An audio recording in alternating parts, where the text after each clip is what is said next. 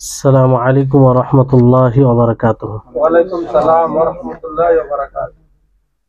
ইন্নাল হামদালিল্লাহ নাহমাদুহু ওয়া নাস্তাঈনুহু ওয়া নাস্তাগফিরুহ ওয়া নাউযু বিল্লাহি মিন শুরুরি আনফুসিনা ওয়া সাইয়্যাতি আমালিনা মান ইয়াহদিহিল্লাহু ফালা মুদিল্লা লাহু ওয়া মান ইউদ্লিলহু ফালা হাদিয়া লাহু ওয়া আশহাদু আন লা ইলাহা ইল্লাল্লাহু ওয়াহদাহু লা শারীকা লাহু ওয়া আশহাদু আন্না মুহাম্মাদান আবদুহু ওয়া রাসূলুহু। আম্মা বা'দ।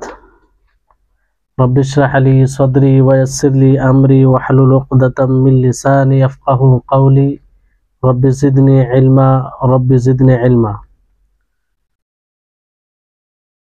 সম্মানিত আজকের ক্লাসে উপস্থিত দিন দরদি ভাই সকল,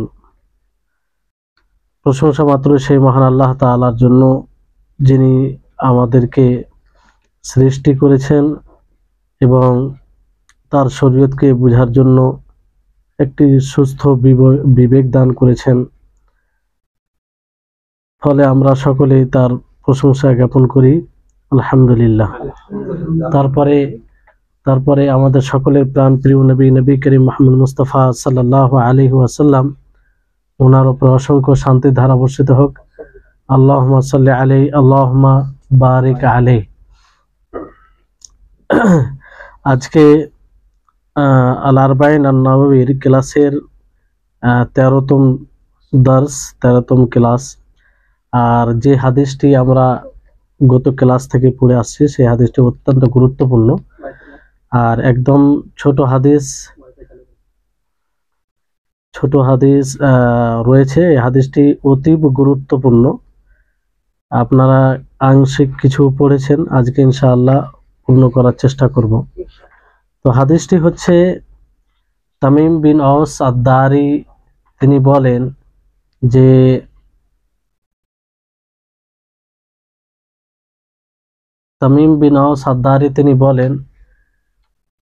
যে আদ-দীন আন-নাসিহা, দিন কল্যাণ কামিতার নাম। সাহাবায়ে কেরাম বললেন যে আমরা বললাম যে হে আল্লাহর রাসূল, কার জন্য কল্যাণ কামিতার নাম? তো আল্লাহ নবী বলেন লিল্লাহি, আল্লাহর জন্য, ওয়ালি কিতাবিহি, তার কিতাবের জন্য, ওয়ালি রাসূলিহি, তার রাসূলের জন্য, ওয়ালি আইম্মাতিল মুসলিমিন, এবং মুসলিম শাসকের জন্য, ওয়া আম্মাতিহিম, এবং জনসাধারণ মানুষের জন্য। তো আমরা ব্যাখ্যায় পড়েছিলাম যে আল্লাহর জন্য কল্যাণ কামিতা কি করে। ভিডিওটা কাঁপছে, এটা দেখেন না। তো আল্লাহর জন্য কল্যাণ কামিতা এটা কি করে আমরা জেনেছিলাম যে আন-নাসিহা আল্লাহর জন্য কি করে হবে। তারপরে বিষয়টি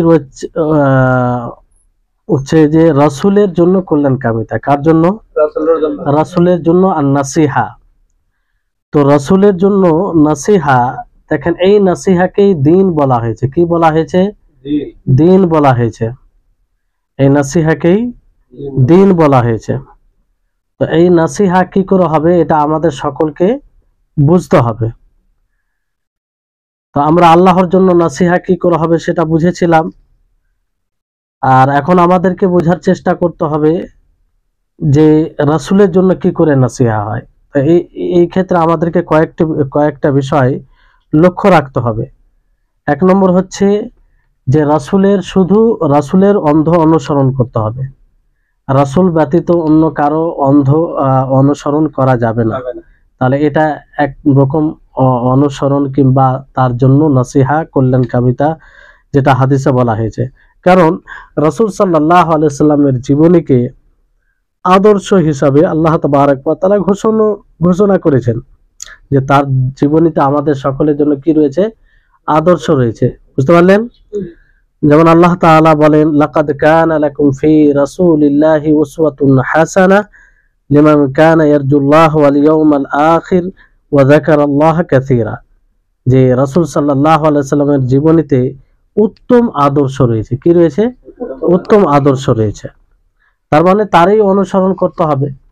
দ্বিতীয় বিষয় হচ্ছে যে তিনি যে রাসূল, তিনি সত্য রাসূল, এতে কোনো সন্দেহ নেই। এটার উপরে ঈমান নিয়ে আসতে হবে এবং তার কোনো ভাবে মিথ্যা মনে করা যাবে না। বুঝতে পারলেন? তিনি সত্য এবং তিনি যা বলেছেন সেটা সত্য। তৃতীয় বিষয় হচ্ছে যে তিনি যা কিছু খবর দিয়েছেন সেটা অতীতের ব্যাপারে হোক, ভবিষ্যতের ব্যাপারে হোক, পেছনগুই ভবিষ্যবাণী যেগুলো করেছেন, যেমন কিয়ামতের আলামত সম্পর্কে বলেছেন, সেগুলো তো ঘটেনি, তো আল্লাহ নবী বলে গেছেন। বুঝতে পারলেন? তো এইগুলো হোক, অথবা বর্তমান সময়ে যে সময় আল্লাহ নবী ছিলেন সে সময়ের ব্যাপারে হোক, যা কিছু আল্লাহ নবী বলেছেন তার উপরে ঈমান আনতে হবে। বুঝতে পারলেন? চতুর্থ বিষয় হচ্ছে তিনি যা আদেশ করেছেন তার কি করতে হবে? অনুসরণ করতে হবে। কি করতে হবে? অনুসরণ করতে হবে। পঞ্চম বিষয় হচ্ছে যে আল্লাহর নবী যা থেকে নিষেধ করেছেন সেই নিষেধাজ্ঞা থেকে বিরত থাকতে হবে। সেই নিষেধ যা থেকে নিষেধ করেছেন এক কথায় বিরত থাকতে হবে।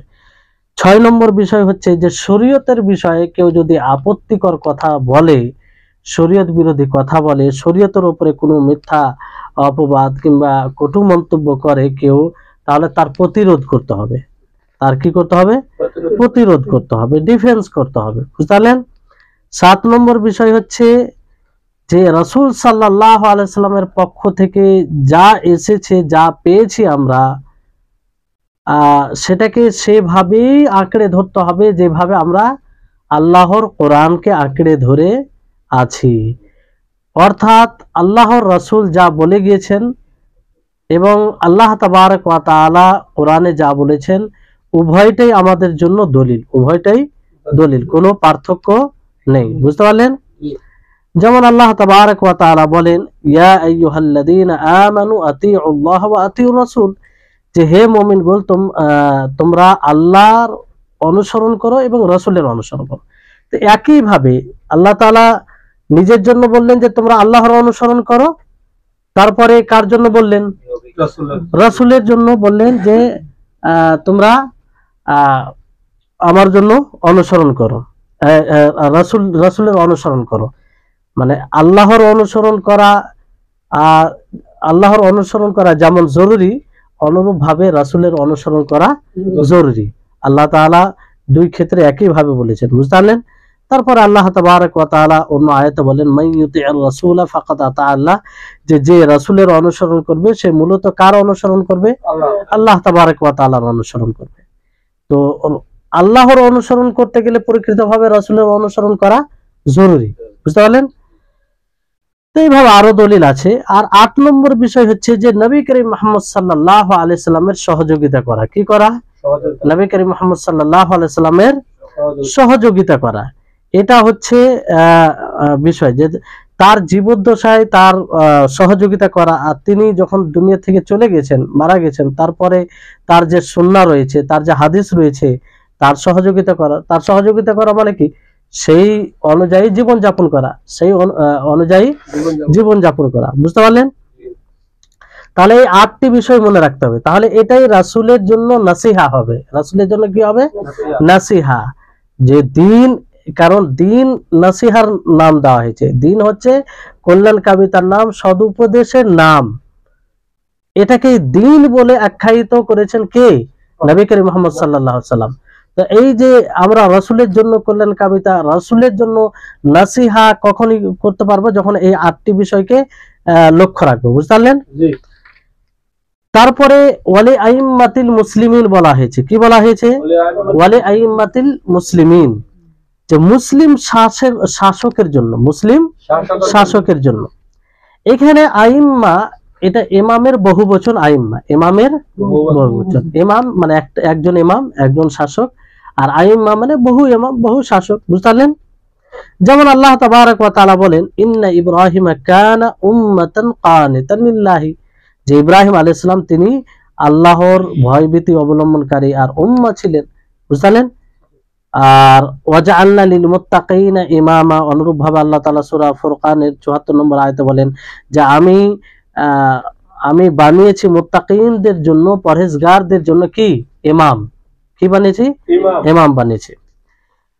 তো এখানে এটা খুব গুরুত্বপূর্ণ বিষয়, ভালোভাবে বুঝবেন। এখানে নবী করিম মুহাম্মদ সাল্লাল্লাহু আলাইহি ওয়াসাল্লাম বললেন যে দিন নাসিহা হচ্ছে আইম্মাদের জন্য, শাসকের জন্য। তো শাসক আইম্মা দুই প্রকার। কয় প্রকার?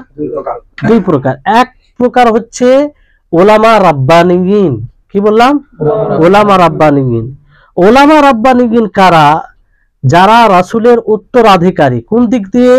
ইলমের দিক দিয়ে, ইবাদতের দিক দিয়ে, আখলাকের দিক দিয়ে, দাওয়াতের দিক দিয়ে যারা রাসূলের উত্তরাধিকারী তারাই হচ্ছে ওলামায়ে রাব্বানিয়িন।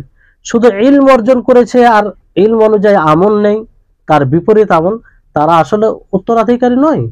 যে ইলম অর্জন করবে সেই অনুযায়ী তার জীবন হবে। মিথ্যা কথা, একজন ইলম অর্জন করেছে কিন্তু অহরহ মিথ্যা কথা বলছে, প্রতারণা করছে, ধোঁকা দিচ্ছে, মানুষকে গালিগালাজ করছে, তো সে আসলে রাসূলের উত্তরাধিকারী নয়। রাসূলের প্রকৃত উত্তরাধিকারী তারাই যারা ইলম, আখলাক, দাওয়াতে, যেমন নবী সাল্লাল্লাহু আলাইহি ওয়াসাল্লাম দাওয়াতি কাজ করেছে সেরকম ভাবে দাওয়াতি কাজ করবে, তারাই হচ্ছে রাসূলের উত্তরাধিকারী। আর ওলামা রাব্বানিয়িন এর সংজ্ঞা আপনারা সহজভাবে বুঝতে পারবেন যে একজন আলিম রাব্বানি তাকে বলা হয়, যেমন ইবনুল কাইয়িম রাহিমাহুল্লাহ বলেন যে আলেম দলিলকে বুঝবে, অনুধাবন করবে এবং সেই দলিল কোরআনের আয়াত অথবা হাদিস কোথায় ফিট হবে, কোথায় প্রযোজ্য হবে সেটা জানবে, সেই হচ্ছে জানবে, এবং কোথায় সেটা কাজে লাগাতে হবে এই উভয়টা জানবে, সেই হবে ওলামা রাব্বানি। যেমন একজন চিকিৎসক, কে? চিকিৎসক। সফল চিকিৎসক সেই যে ওষুধকে জানবে, রোগ আগে চিহ্নিত করবে, রোগ জানবে, তারপর রোগের ওষুধকে জানবে এবং সেই ওষুধটা কোথায় ব্যবহার করতে হবে এটা জানবে, সেই হচ্ছে সফল চিকিৎসক। তো অনুরূপ ভাবে একজন আলেমে রাব্বানি, একজন দূরদর্শিতা অবলম্বনকারী আলেম এর তাই হবে যে সে কোরআন হাদিসকে বুঝবে, সে কোরআন হাদিস কোথায় ফিট হবে সেটাও জানবে। আজকে অনেকে দেখবেন যারা বাতিল পন্থী তারাও কোরআন হাদিস থেকেই দলিল দেয়, কোরআন হাদিস থেকেই দলিল দেয়, এমনকি প্রকাশ্যভাবে শিরক করে যাতে কোনো সন্দেহ নাই, সেটাও কোরআন থেকে দলিল দিয়ে মানুষকে বুঝায়। তাহলে তারা কি আলেম রাব্বানি? না, কখনো নাই। কারণ তারা দলিলকে বুঝেনি, সেই দলিল কোথায় ফিট হবে সাহাবায়ে কেরাম যেভাবে বুঝেছে সেভাবে তারা বুঝার চেষ্টা করেনি। বুঝতে পারলেন? তাহলে এটা হচ্ছে এক প্রকার ওলামা, তাদের কি করতে হবে, তাদের জন্য এক প্রকারের নসিহা রয়েছে। কি রয়েছে? নসিহা রয়েছে। তাহলে এটা এক প্রকারের লোক হলো। বুঝতে পারলেন? আর দ্বিতীয় প্রকারের লোক আইম্মা, শাসক হচ্ছে যে যারা শরীয়তকে নাফিজ করে। কি করে? নাফিজ করে। এক হচ্ছে ওলামা, যিনারা জ্ঞান রাখেন বলেন, আর এক প্রকারের লোক হচ্ছে যারা নাফিজ করে। যেমন একজন চোর চুরি করলে প্রমাণিত যদি হয় শরীয়ত অনুযায়ী তার হাত কাটা যাবে শর্ত সমূহ। একজন ব্যভিচার, বিবাহিত হলে ব্যভিচার করলে ধরা যদি পড়ে শরীয়ত অনুযায়ী সাব্যস্ত হয় তাহলে তাকে রাজম করতে হবে, তাই না? তো এটা নাফিজ কারা করবে? সাধারণ মানুষ নয়। আপনি কোনো এমন দেশে আছেন যেখানে কোনো শাসক নেই আর আপনি নিজে নিজেই নিয়মগুলো নাফিজ করতে চাইবেন, সেটা হবে না, বরং এটা ওমারাদের, শাসকদের কাজ। তো যেসব শাসকরা ইসলামিক ল হিসাবে পুরো নিয়মকে পরিচালনা করে তারা এর অন্তর্ভুক্ত হবে। বুঝতে পারলেন? তাদের কথা এখানে বলা হয়েছে ওয়ালি আইম্মাতিল মুসলিমিন, মুসলিমদের শাসক, মুসলিমদের ইমামদের জন্য। তাহলে এক প্রকার ওমারা, নেতা, শাসক এরা হবে। বুঝতে পারলেন? যারা আল্লাহর শরীয়তকে নাফিজ করে। তো ওলামা তারা নাফিজ করে না, বরং ওলামাগণ বলে, ওলামাগণ বলে। আর শাসক কি করে? যারা শাস্তি দেয়, নাফিজ করে, এটা মানে লাগু করে। বুঝতে পারলেন? এবার আমরা প্রত্যেকের নসিহা জানি, কারণ হাদিসে কি বলা হয়েছে যে মুসলিমদের আইম্মাদের জন্য নসিহা, এর নাম হচ্ছে দিন। এর নাম কি? দিন। তো অবশ্যই এই দিনকে পরিপূর্ণ করতে হলে আমাদেরকে জানতে হবে যে কিভাবে নসিহা হয় তাদের জন্য, হ্যাঁ, যেটা দিন। তো সর্বপ্রথম আমরা জানি যে ওলামাদের জন্য নসিহা কি, কি বিষয়কে লক্ষ্য রাখলে সে নসিহা পালন করা হবে, তাহলে আমাদের দিন পরিপূর্ণ হবে। এক নম্বর বিষয় হচ্ছে যে তাদেরকে ভালোবাসা। যারা ওলামা রাব্বানিন আছে, যারা কোরআন হাদিসের ব্যাখ্যা বিশ্লেষণ করে নিছকভাবে, তাদেরকে ভালোবাসতে হবে। আর তাদের প্রতি ঘৃণা রাখা যাবে না, কারণ তারা একটা আইডিয়াল। আর এই ওলামা বলতে তাদেরকে বোঝানো হচ্ছে যারা সত্যিকারের রাসূল সাল্লাল্লাহু আলাইহি সাল্লামের উত্তরাধিকারী, যেটা বলা হলো আপনাদেরকে, যে কোরআন হাদিসকে বুঝবে এবং সব রকম ভাবে সেটা বুঝবে। ভুল ব্যাখ্যা অপব্যাখ্যা যারা করে তারা এর অন্তর্ভুক্ত নয়, বুঝতে পারলেন?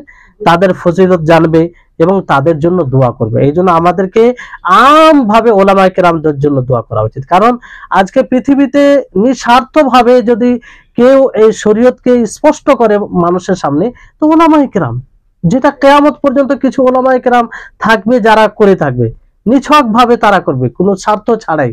তো তাদের জন্য আম ভাবে আমাদের সকলকে দোয়াতে স্মরণে রাখা উচিত, তাদের জন্য দোয়া করা উচিত। এটা এমন বড় ইহসান যে ইহসানে তারা কোনো বদলা চায় না, চলে যাচ্ছে, তারা এইভাবে ব্যাখ্যা বিশ্লেষণ করতে আছে। দ্বিতীয় বিষয় হচ্ছে যে তাদের সহযোগিতা করা, তাদের সহযোগিতা করা, হক বায়ানে, হক কথা বলাতে, প্রচার প্রসারে তাদের সহযোগিতা করা। এটা কিভাবে? যেমন ধরেন অনেক আলেম আছে যে সে কোনো কিতাব লিখেছে, সে কিতাব তো লিখেছে কিন্তু অর্থের কারণে ছাপাতে পারে না, অর্থের কারণে ছাপাতে পারে না। তো যার কাছে পয়সা আছে, পয়সা দিয়ে কিতাবটা ছাপিয়ে বন্টন করলো, তো এটা তাদের সহযোগিতা করা হলো এক প্রকার। কিংবা বর্তমান সময়ে এখন সোশ্যাল মিডিয়া, যে কেউ হয়তো কোরআন হাদিসের সঠিক ব্যাখ্যা দেয়, ভিডিও হোক এগুলো হোক, তো সেটাকে শেয়ার করে কিংবা প্রচার প্রসার করে, এটাও এক প্রকারের তাদের হক বয়ানে সহযোগিতা করা। এটা করা যেতে পারে, কিন্তু সকলের নয়।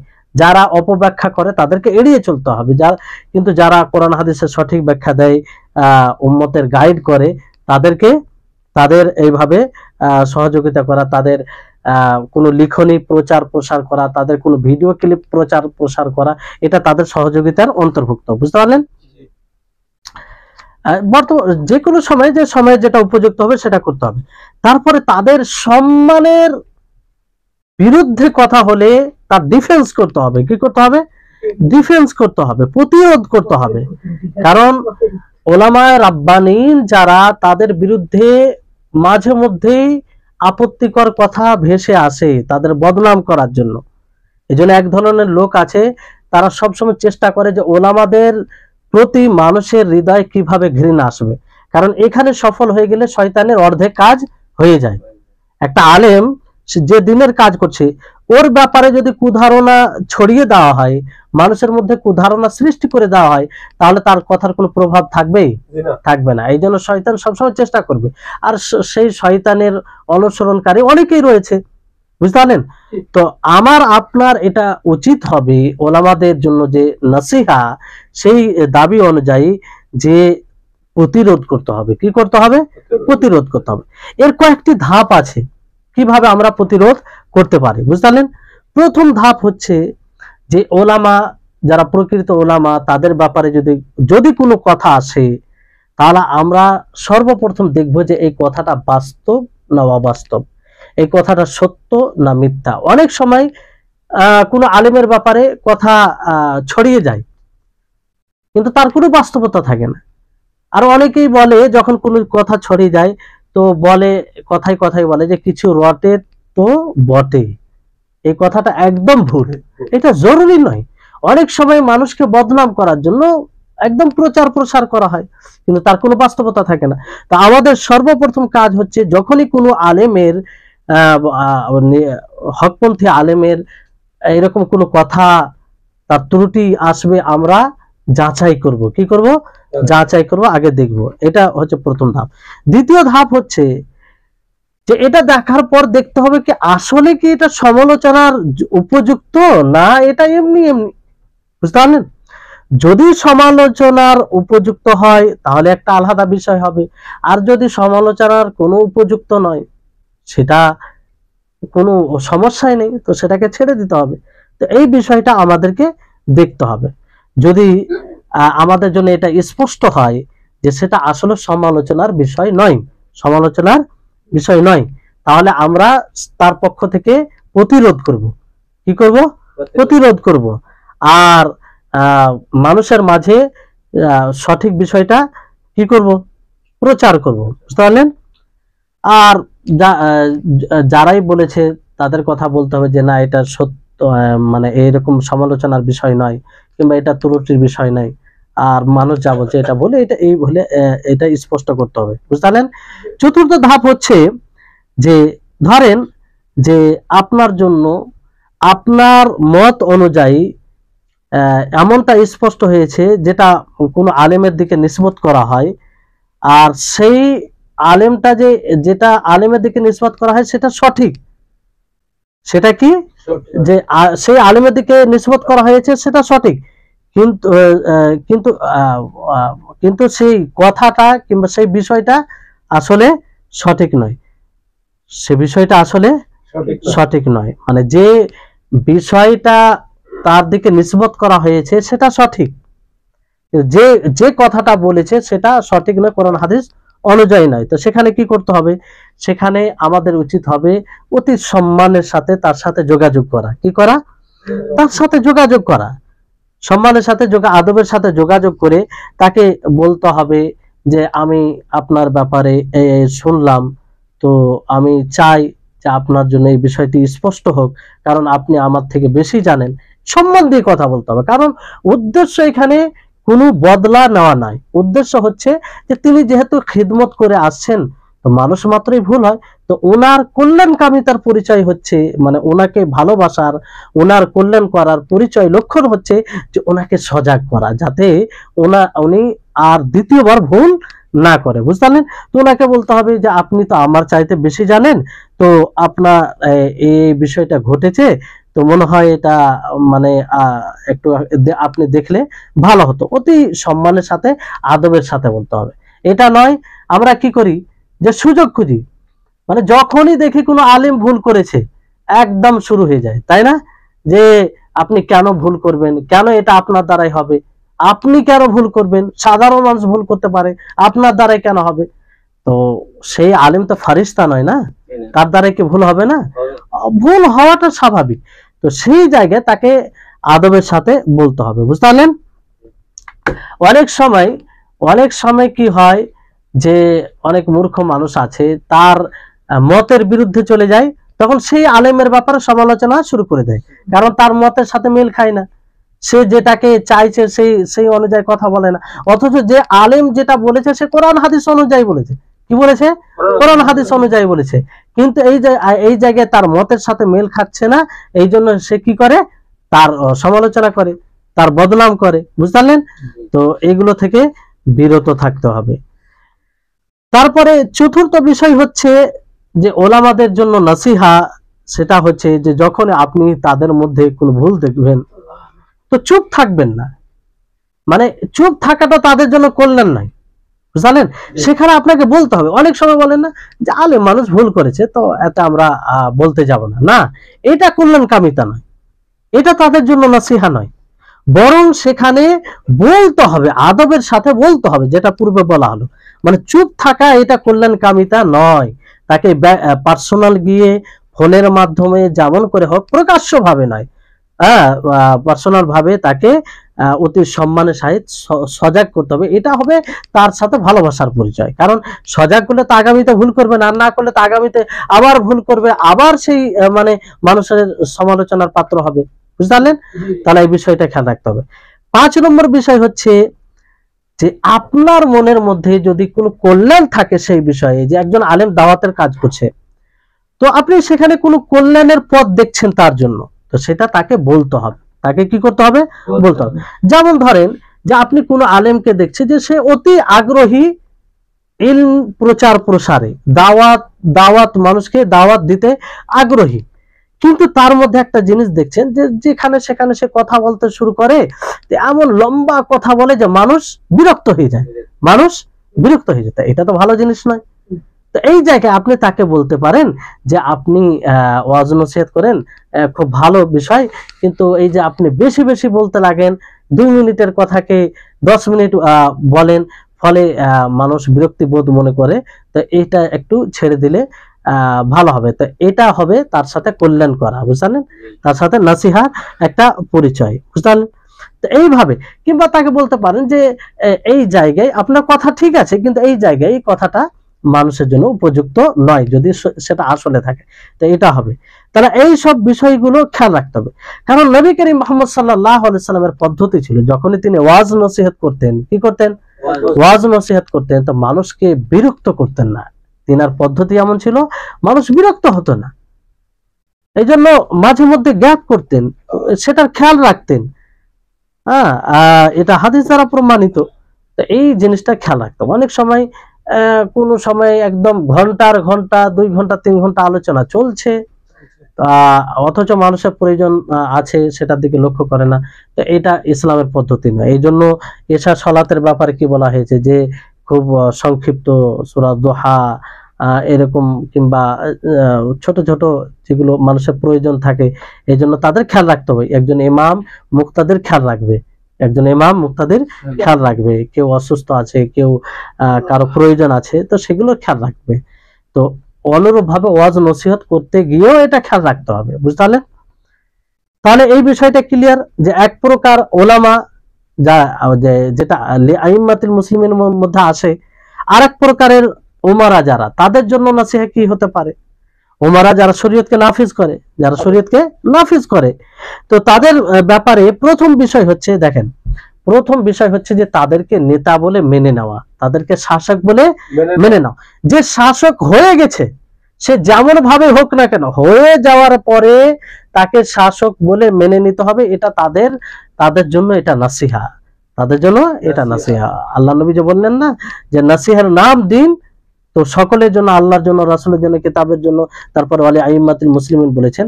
তো তাদেরকে প্রথমে নেতা বলে মানতে হয়। এমনটা নয় যে নেতা হয়ে যাওয়ার পরে আপনি নেতা বলে মানছেন নাই, এইরকমটা যেন না হয়। কারণ আপনি নেতা বলে যখন মানবেন না, তখন তার অনুসরণ করবেন না, তার কথা গুরুত্ব দিবেন না। আর যখন আপনি নেতা বলে মানবেন, তখন আপনি তার কথা গুরুত্ব দিবেন, অনুসরণ করবেন, বুঝতে পারলেন? মানে তার কথা অনুযায়ী যে জিনিস থেকে বাধা দিবে, আপনি বিরত থাকবেন, যদি সেটা শরীয়ত বিরোধী না হয়, বুঝতে পারলেন? আর ইসলামিক রাষ্ট্র যদি হয় আর তার আপনি অনুসরণ না করেন, তো আর ওই অবস্থায় মারা গেলে কি হবে? জাহিলিয়াতের মৃত্যু হবে। কি হবে? অজ্ঞতার মৃত্যু হবে, বুঝতে পারলেন? সেই ইমাম যেমনই হোক না কেন, ইমাম হয়ে যাওয়ার পরে, নেতা হয়ে যাওয়ার পরে তাকে নেতা বলে মানতে হবে, বুঝতে পারলেন? দ্বিতীয় বিষয় হচ্ছে যে মানুষের মাঝে তাদের কল্যাণ যেগুলো জিনিস আছে, ভালো জিনিস, সেগুলো প্রচার প্রসার করতে হবে। এটা তাদের কল্যাণকামিতা। কারণ আপনি যখন এই জিনিসটা করবেন, তো মানুষের হৃদয়ে তাদের প্রতি ভালোবাসা বাড়বে, আর ভালোবাসা বাড়লে একটা শান্তি শৃঙ্খলা আসবে সমাজে। কারণ নেতাকে যখন ভালোবাসবে, স্বাভাবিক নেতারা তখন মানুষকে ভালোবাসবে। আর আপনি নেতাদের বিরুদ্ধে যদি মানুষের ভিতরে ঘৃণা দিয়ে দেন, তাহলে তারা ঘৃণা করবে, ঘৃণার বহিঃপ্রকাশ ঘটবে, তখন শাসক জানতে পারবে, তখন শাসক কি করবে? তাদের উপরে জটিল করবে, তাই না? তো এই জন্য তাদের ভালো জিনিসগুলো প্রচার প্রসার করতে হবে, বুঝতে পারলেন? এর বিপরীত যেগুলো ত্রুটি আছে, সেই ত্রুটিগুলো মানুষের সম্মুখে প্রচার প্রসার করা থেকে বিরত থাকতে হবে। তবে কোনগুলো করা যাবে আসছে, মানে সেটা স্পষ্ট করা হবে, বুঝতে পারলেন? তৃতীয় বিষয় হচ্ছে যে তাদের যেগুলো আদেশ, যেগুলো নিষেধ, সেগুলো মানতে হবে। সেগুলো কি করতে হবে? মানতে হবে, যদি কোরআন হাদিস বিরোধী না হয়। কারণ মাসিয়াতে কারো ইতাআত নেই, মাসিয়াতে কারো ইতাআত নেই, কারো অনুসরণ নেই। লা তাআতা লি মাখলুকিন ফি মাসিয়াতিল খালিক, যে খালিকের মাসিয়াতে, স্রষ্টার অবাধ্যতায় কারো ইতাআত চলে না, কারো ইতাআত চলে না, বুঝলেন? যেমন আল্লাহ তাআলা বলেন, ইয়া আইয়ুহাল্লাযিনা আমানু আতিউল্লাহ ওয়া আতিউর রাসূল ওয়া উলিল আমরি মিনকুম, যে তোমরা আল্লাহর অনুসরণ করো, রাসূলের অনুসরণ করো, আর নেতাদের অনুসরণ করো, বুঝলেন? তাহলে এখানে এই বিষয়টি। 4 নম্বর বিষয় হচ্ছে যে তাদের কি করতে হবে? তাদের ত্রুটিগুলো ছুপিয়ে রাখতে হবে, সাধারণ মানুষের সামনে সেটা বলা যাবে না, প্রচার প্রসার বেশি করা যাবে না, বুঝতে পারলেন? কারণ এতে মানুষের হৃদয়ে ঘৃণা ছাড়া আর কিছু আসবে না, উপকার হবে না, বরং অপকারই হবে, এটার কোনো লাভ নেই। তবে আপনি কি তাদের ত্রুটিতে, তাদের অন্যায় একদম চুপ থাকবেন? না, চুপ থাকবে না। শরীয়তের বিধান দেখুন কত সুন্দর, যে মানুষের মাসলাহাতের এতটা খেয়াল রাখা হয়েছে, যা বিরল, যা কোথাও আপনি পাবেন না। কারণ এই শরীয়ত হচ্ছে আল্লাহর পক্ষ থেকে। এই শরীয়ত কার পক্ষ থেকে? আল্লাহর পক্ষ থেকে। তো তারা যদি ত্রুটি করে তো আপনি চুপ থাকবেন না, তাদেরকে এই ত্রুটি সম্পর্কে যদি আপনার ডাইরেক্ট বলার সুযোগ থাকে তো আপনি সরাসরি ডাইরেক্ট তাদেরকে বলবেন, সরাসরি ডাইরেক্ট তাদেরকে বলবেন যদি সম্ভব হয়। যদি সম্ভব না হয়, কোনো ওয়াস্তা মাধ্যম দিয়ে বলা সম্ভব হয়, তাহলে আপনি বলবেন, যোগাযোগ করে বলবেন, কিংবা যারা ওই পদে আছে, যারা তার নিকটে এই কথাগুলো পৌঁছাতে পারবে, তাদেরকে আপনি ইতিবাচকে সুন্দরভাবে বলতে পারেন, বুঝলেন। আর সাহাবায়ে কেরাম এটাই বুঝেছিলেন, সাহাবায়ে কেরাম এটাই বুঝেন। এই জন্য ওসামা বিন যায়েদ তিনি সেই সব মানুষদের বিরোধিতা করেছিলেন যারা বলতো শাসকের ব্যাপারে আনতা লাম তাফআল, তুমি আপনি কেন করেননি, কেন তুমি অমুককে কেন বলনি। তো এইভাবে বলাটা মানে এটার কি করেছিলেন, ইনকার করেছিলেন, বুঝতে পারলেন। তো এখান থেকে বোঝা যাচ্ছে, আর একজন সাধারণ মানুষকে বলবেন আর একজন শাসককে বলবেন, দুটোর জন্য কি এক হয় না? দুটোর বলার পদ্ধতি সবকিছু আলাদা হবে, তাই না? তো এই বিষয়টা খেয়াল রাখতে হবে যে শাসককে শাসকের মতো বলতে হবে, আর সাধারণ জনসাধারণ যেটা তাদেরকে তাদের মতো বলতে হবে, বুঝতে পারলেন। 5 নম্বর বিষয় হচ্ছে যে তাদের বিরুদ্ধে বাগাওয়াত করবেন না। তাদের বিরুদ্ধে বাগাওয়াত মানে বিরোধ, তাদেরকে হুকুমত থেকে সরাতে হবে, মানে তাদের বিরুদ্ধে বের হওয়া যাবে না, বুঝলেন। শর্ত সাপেক্ষে যাবে, কিন্তু সেই শর্তগুলো খুব জটিল। আর এই বিষয়টা একদম জটিল এই কারণে যে দেখেন, যদি আপনি সেই শর্ত ছাড়াই এটা করেন তো ক্ষতি ছাড়া কিছু না, বিরাট বড় ক্ষতি, কত মানুষের রক্তের নদী বইতে পারে, বুঝতে পারেন। এই জন্য শরীয়তে খুব এখানে সূক্ষ্ম বিষয়টি বোঝা উচিত।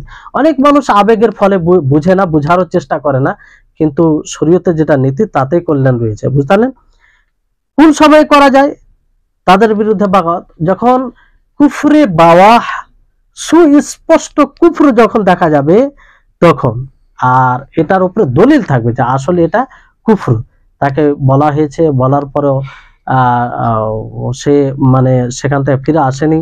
তারপরে তো এটা জায়েজ, যখন কুফরে বাওয়াহা দেখা যাবে তখন জায়েজ, কিন্তু কি ওয়াজিব? ওয়াজিব নাই। একটা জায়েজ বিষয়, একটা ওয়াজিব বিষয়, দুটোর মধ্যে পার্থক্য আছে। তো যখন জায়েজ হবে, সেই জায়েজের ক্ষেত্রে আমাকে আপনাকে দেখতে হবে যে এটা করতে গিয়ে লাভ আছে বেশি না লস আছে বেশি, বুঝতে পারছেন কথাটা? যে এটা করতে গিয়ে তখন আমাদেরকে দেখতে হবে যে এতে লাভ বেশি, উপকার বেশি না অপকার বেশি। যদি দেখা যায় যে না, এটা করতে গিয়ে উপকার বেশি আছে, ক্ষতির মাত্রা খুবই কম, তাহলে কোনো সমস্যা নেই। কিন্তু দেখা যায় যদি এটা করতে গিয়ে 10 টাকা লাভ করতে গিয়ে 100 টাকা ক্ষতি হচ্ছে, 1000 টাকা ক্ষতি হচ্ছে, তো এটা থেকে বিরত থাকতে হবে, বুঝতে পারলেন। মাসলাহাত দেখতে হবে যে উম্মতের মাসলাহাত আছে কিনা। যেমন ধরুন যে একজন কুফরে বাওয়াহা পাওয়া যাচ্ছে, একটা শাসকের কাছে নেতৃত্ব আছে, পাওয়ার আছে, তার কাছে মিলিটারি আছে, অস্ত্র আছে, সবই আছে। এবার এটার জন্য যদি আপনি বাগাওয়াত করে বসেন, তাহলে ক্ষতি হবে না? ক্ষতি হবে, কারণ তার মোকাবেলা আপনি করতে পারবেন না। কারণ শুধু বসে বসে, আর বিষয়টা হচ্ছে যে ইমানও তো মজবুত নেই যে ইমানের পাওয়ার চলবে। মানুষ তো আজকে শিরকের উপরে থেকে নিজেকে পাকাপোক্তা মুমিন মনে করে, এটা বড় দুঃখের বিষয়। তাহলে এটা কেন নিয়ম? এই কারণে যে এতে অনেক রক্তের নদী বইতে পারে যদি এগুলো জিনিসের খেয়াল না করা যায়, বুঝতে পারলেন। আর এর উদাহরণ আপনি পূর্বে যদি ইতিহাস পড়েন তো অনেকগুলো উদাহরণ পাবেন, বুঝতে পারলেন। তো এখানে বিষয়টা হচ্ছে যে কুফরে বাওয়াহা যখন দেখা যাবে, সুস্পষ্ট কুফর, মানে এমন কুফর নয় যে কুফর হওয়াতে মানুষের ইখতিলাফ আছে, কি আছে, কেউ বলছে এটা কুফর, কেউ বলছে কুফর না, এরকম কুফর না, মানে যার কুফর হওয়ার পরে একদম সকলের সম্মতি আছে, সকলে জানে যে এটা কুফর, এই সব বিষয়ে, বুঝতে পারলেন।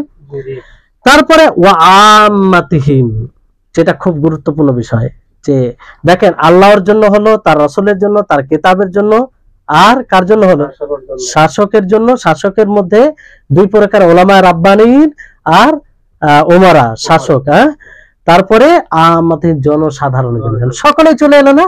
এই জন্য বলা হয় যে এই হাদিসে চতুর্থাংশ রয়েছে অথবা পুরো দিন রয়েছে এই হাদিসে, বুঝলেন? জি তো ওয়াম্মাতিহিম, জনসাধারণের জন্য নাসিহা কি? সেটা হচ্ছে যে আপনি সকলকে ভালোবাসবেন, সকলকে কি করবেন? ভালোবাসবেন, হাসি মুখে সাক্ষাৎ করবেন, কোনো ভাই সামনে এলে একটু হাসি মুখে কথা বলবেন, হাসি মুখে সাক্ষাৎ করবেন, কারণ এই চেহারাতেই সবকিছু বলে, চেহারার ভাষা আছে একটা, তাই না? জি আপনি কথা বলছেন আর মুখটাকে বিশ্রী করে আছেন, তো যে সামনে থাকবে সে স্বাভাবিক ভাববে যে আপনি তার উপরে রাগ করে আছেন, আপনি তার উপরে রাগ করে আছেন। তো চেহারার একটা ভাষা আছে। তো জনসাধারণের যেটা নাসিহা, এই নাসিহা হচ্ছে আপনি যখনই তাদের সাথে কথা বলবেন হাসি মুখে কথা বলবেন, সাক্ষাৎ করবেন হাসি মুখে সাক্ষাৎ করবেন, সালাম যখন দেখা হবে সালাম দিবেন, হ্যাঁ, সালাম বিনিময় করবেন, এবং যেখানে উত্তম কথা বলার প্রয়োজন থাকবে সেখানে বলবেন।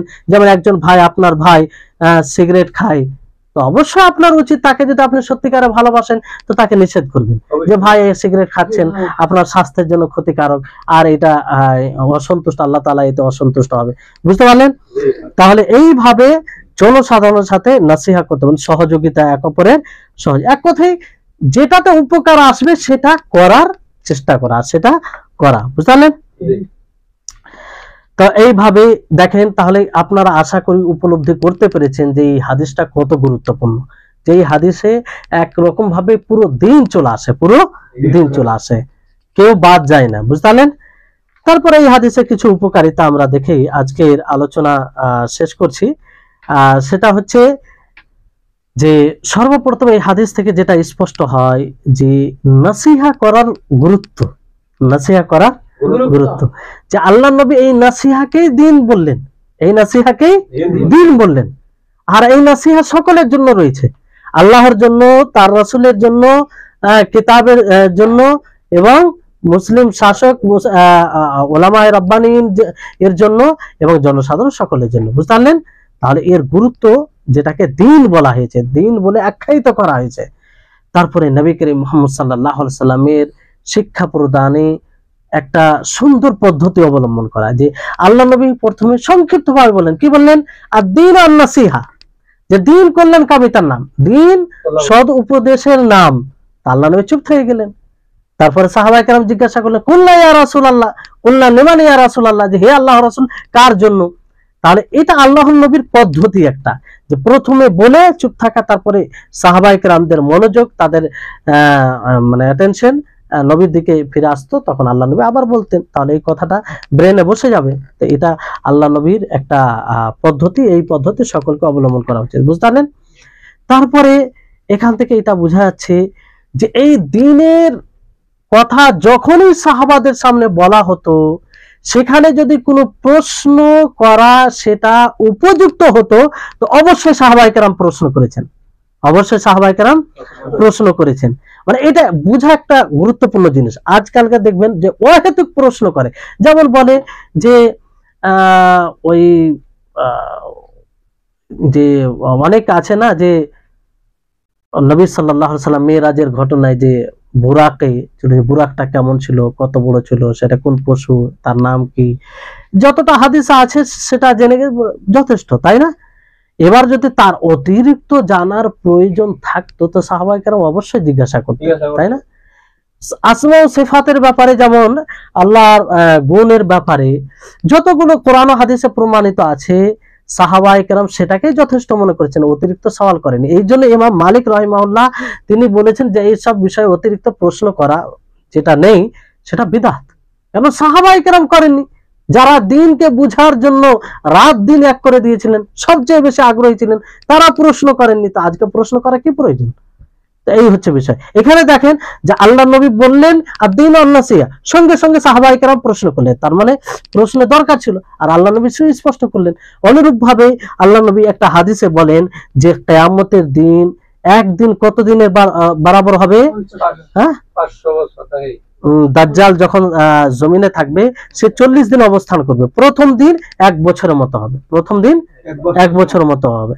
হ্যাঁ, তখন সাহাবায়ে কেরাম বলে, হে আল্লাহর রাসূল, এই দিন সেই দিন কি 1 বছর মতো হবে, তো একদিনকে সালাত যথেষ্ট হবে? তো তারা এটা প্রশ্ন করলো, তারা এটা প্রশ্ন করলেন। এক কথায় সাহাবায়ে কেরাম যেখানে প্রশ্ন করা প্রয়োজন মনে করেছেন। তার মানে যেসব বিষয় সাহাবায়ে কেরাম প্রশ্ন করেননি, আর ওটা যতটা আছে ততটার উপরে ওইভাবে ঈমান নিয়ে আসতে হবে, বুঝলেন? তারপরে আরেকটি এই হাদিস থেকে স্পষ্ট হয় যে আমরা যখনই কথা বলবো, যখনই কাউকে কিছু বুঝাবো, তখন প্রথমে গুরুত্বপূর্ণ জিনিস দিয়ে শুরু করতে হবে। কি জিনিস দিয়ে? গুরুত্বপূর্ণ। যেমন আল্লাহ নবী দেখেন, আল্লাহ নবী বললেন আদ-দীনু আন-নাসিহা। সাহাবায়ে কেরাম জিজ্ঞাসা করলেন যে কার জন্য? তখন আল্লাহ নবী সবচেয়ে গুরুত্বপূর্ণ কার নাম নিলেন? লিল্লাহি। তারপরে কার নাম নিলেন? মুহাম্মদ সাল্লাল্লাহু আলাইহি ওয়াসাল্লাম। হ্যাঁ, ওয়ালি রাসূলিহি। হ্যাঁ, লিল্লাহি ওয়ালি রাসূলিহি বলা হয়েছে, তার হ্যাঁ, তার কিতাব বলা হয়েছে আগে, তারপর রাসূলের। তো যেটা আগে গুরুত্বপূর্ণ সেটা আগে নেওয়া হয়েছে, বুঝলেন? কিতাব এই জন্য আগে নেওয়া হয়েছে কারণ কিতাব কিয়ামত পর্যন্ত থাকবে, আর রাসূল সাল্লাল্লাহু আলাইহি সাল্লাম তিনি মারা যাবেন। তো যাই হোক, মানে যেটা যে যতটা গুরুত্বপূর্ণ তাকে আগে আল্লাহ নবী জিকির বলেছেন। তার মানে এখান থেকে আমাদেরকে শিক্ষা নিতে হবে যে যখন আমরা কথা বলি গুরুত্বপূর্ণ বিষয়টা আগে আমরা বলবো, বুঝলেন? তারপরে নাসিহা মুসলিম নেতাদের জন্য জরুরি। নাসিহা তাদের যেগুলো বিষয় আপনাদেরকে বলা হলো। আর মুসলিম সমাজে নেতা জরুরি, মুসলিম সমাজে নেতা জরুরি। একটা মুসলিম সমাজ যেখানে থাকবে সেখানে নেতা থাকবে। নেতা দুই প্রকার, একটা আম ব্যাপক আর একটা খাস, বুঝলেন? যেমন একজন মসজিদে ইমাম থাকে, তো সেই ইমামের অনুমতি ছাড়া অন্য কেউ ইমামতিতে যেতে পারে না। দেখেন কতটা গুরুত্ব। অনুরূপ ভাবে সফরে আপনারা 3 জন 4 জন সফর করছেন, তো সেই সফরে তার সফর বিষয় যেগুলো বিষয় রয়েছে সে বিষয়ে তার কথা মানতে হবে, কিন্তু আম ভাবে তার উপরে তার ইতাআত করা জরুরি নেই। এজন্য দেখুন বর্তমান সময়ে কিছু একটা দাওয়াতি ক্ষেত্রে হয়তো কোন একটা সংগঠন করে, দাওয়াতি ক্ষেত্রে দাওয়াতের কাজ যাতে সামষ্টিকগতভাবে এক যৌথ পরিশ্রমে ভালো হয়, এটা অবশ্যই ভালো জিনিস। কিন্তু এইখানে যে আমিরকে নির্ণয় করা হয়, সেই আমিরের অনুসরণ মানে এমন ভাবে করে দেয় যে শাসকের অনুসরণের মতো। এটা ভুল অপব্যাখ্যা হাদিসের। অবশ্যই সমষ্টি যৌথ একটা পরিশ্রম হয়, একসাথে মিলে জুলে দাওয়াতের কাজ হয়, আর উদ্দেশ্য দাওয়াতের কাজ করা, এটা একটা ভালো জিনিস। কিন্তু সেই উদ্দেশ্যে যাকে আমির বানানো হবে, সেই আমিরের ইতাআতকে শাসকের ইতাআতের মতো করে দেওয়া, হাদিসে যেটা বলা হয়েছে সেটা একদম হাদিসের অপব্যাখ্যা। তাহলে এই বিষয়টা আমাদেরকে বুঝতে হবে। তো এই হচ্ছে হাদিস।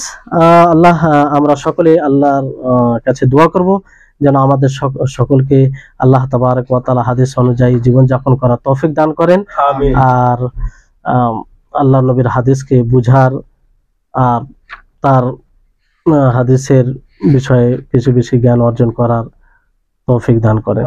ওয়া আখির দাওয়ানা আলহামদুলিল্লাহি রাব্বিল আলামিন। আসসালামু আলাইকুম ওয়া রাহমাতুল্লাহি ওয়া বারাকাতুহু। ওয়া আলাইকুম সালাম।